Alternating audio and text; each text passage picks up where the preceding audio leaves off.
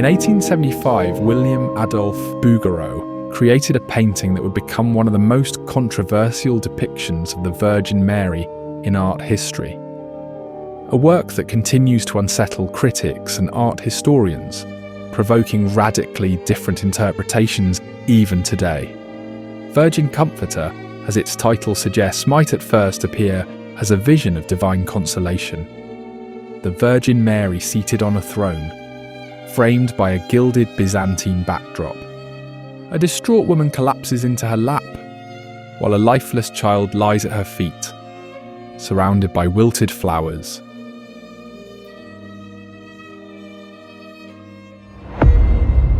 But the longer you look, the more the surface of academic beauty dissolves. Beneath it lies one of Bouguereau's harshest and most personal meditations on the silence of God. This is a work that challenges not only the religious conventions of its time, but continues to challenge them today. So why would Bouguereau, an artist celebrated for his devotional images of Mary and Christ, create such a disturbing, ambiguous portrayal? And why at this particular moment in the late 19th century, when his popularity in both France and the United States was at its peak? To understand these questions, we need to transport ourselves to France in 1875. 1875 was a delicate year. The Third French Republic was still in its fragile infancy. In that same year, the Walloon Amendment, arguably the most famous vote in French parliamentary history, passed by the narrowest of margins. Just one vote, 353 to 352. For the first time, it officially introduced the word republic into the constitution. This precarious moment marked the birth of a new political order, neither a return to monarchy nor a continuation of the empire, whose stability no one could yet be certain of. Yet the intellectual and cultural climate was even stormier than the political scene. France had just emerged from the humiliating defeat of the Franco-Prussian War.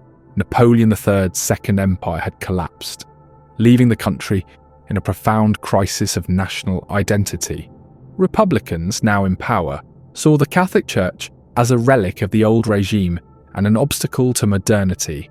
They envisioned an anti-clerical project, which would reach its peak in the 1880s with Jules Ferry's famous laws: free, compulsory, secular education, and the gradual removal of clergy from schools.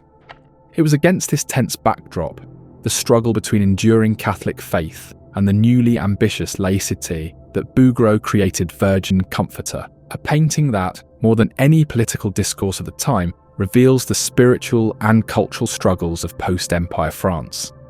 For those who see the painting as steeped in faith, the golden background immediately recalls Byzantine mosaics, images of Christ and the Virgin Mary that for centuries symbolize absolute divine power. The decorative patterns and stylized floral motifs speak of immortality and celestial authority. White marble columns evoke sacred architecture, creating a space meant to feel like a sanctuary, a place of refuge and consolation. For these viewers, the painting's focal point is the Virgin Mary as the ultimate comforter, a source of both physical and spiritual solace. Her serene expression conveys a divine presence. The lifeless child at her feet, surrounded by roses, evokes Christ's selfless love and underscores Mary's role as an intercessor. Bouguereau reinforces this with the inscription on the painting's base: Mater Afflictorum, Mother of the Afflicted. But for others, doubt emerges immediately. To them, all this splendour forms the stage for one of the most ambiguous depictions of divine intervention in Western art. Look again at Mary. She sits on her throne, but her posture is unusual. Her arms are open in what seems like a gesture of blessing, yet if you look closely, she does not touch the woman in her lap. Her arms are stiff and rigid. Her gaze is fixed on infinity, as if observing cosmic forces beyond human comprehension. This is not the kindly mother of Catholic tradition. It is more like a sphinx, a goddess of fate, one who may be petitioned but does not necessarily answer. Her face is impassive, almost severe. There is no maternal warmth. Instead, a divine coldness presides, evoking a cosmic order indifferent to individual suffering. Bouguereau portrays her almost like an ancient deity, as contemporary critics described her, a feminine Zeus, powerful but distant. But why does she not aid the mother and child? Why allow suffering to continue? And above all, why did Bouguereau choose to depict Mary this way? On June 19, 1875, just months before completing this painting, Bouguereau received news that would shatter his world. His son Georges, only 16, had died at the home of the Seignac family, where he had been sent to escape the stifling Parisian summer. This blow sent Bouguereau, the most successful academic painter of his generation, into 6 months of profound depression. From this emotional abyss emerged two of his most powerful works, Virgin Comforter and Pietà.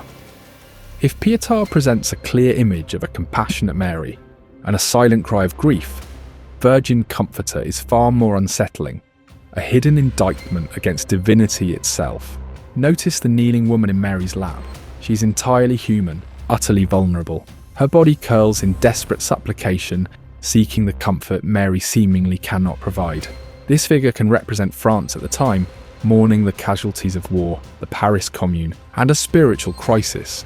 But more profoundly, she also represents Bouguereau himself, a father who has lost his son, crying out to a God who does not answer.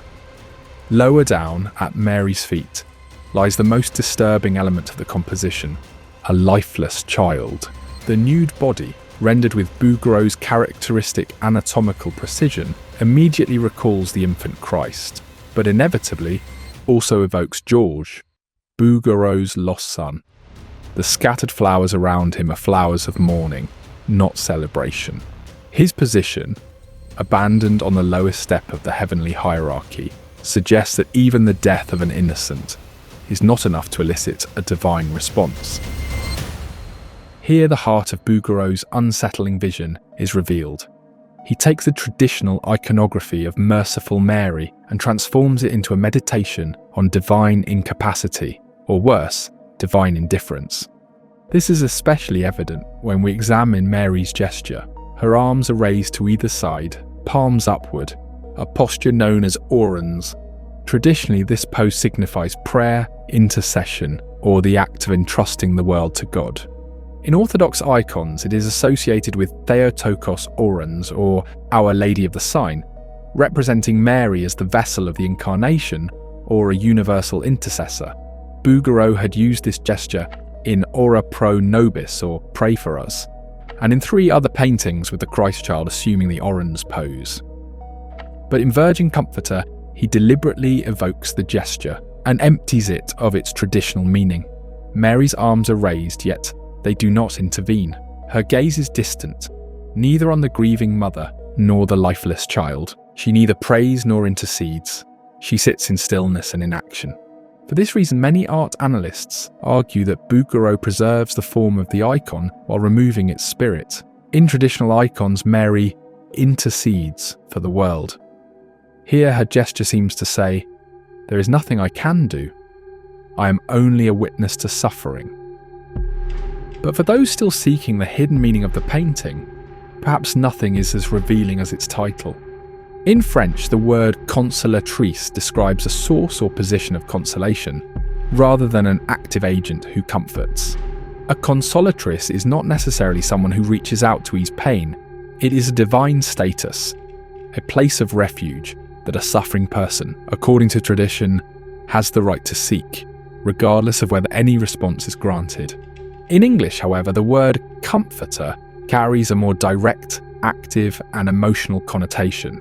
It implies action, someone who consoles, soothes, and effectively relieves suffering. And this is where the title's bitter irony becomes clear.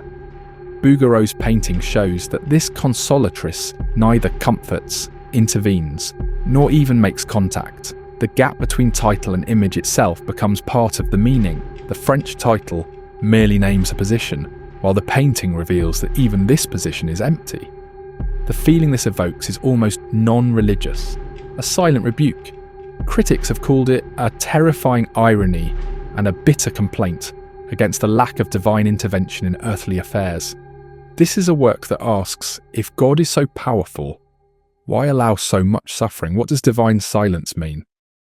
And this is why every painting tells a story.